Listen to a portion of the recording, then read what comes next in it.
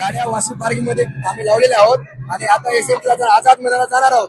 मनोज जरांगे पाटीलचे आम्हाला आदेश असेल त्या आझाद त्या मनोज जरांगे पाटलाचा आम्ही मान्य करू. जे गोष्ट बोलणार देतील त्या गोष्टीचं पालन करू आणि शेवटी आम्ही लढाई आम्ही शेवटी आरक्षण दिलं मुंबई सोडणार नाही.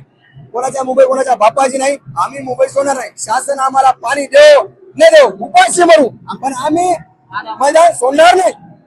एक मराठा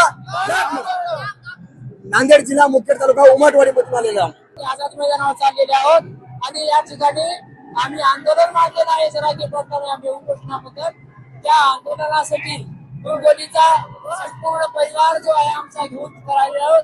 एक महिनाभर लागत तरी तो आम्ही शिटा घेऊन या ठिकाणी आलेले आहोत आणि एक महिना या ठिकाणी पाटील म्हणतात तसं आता कसे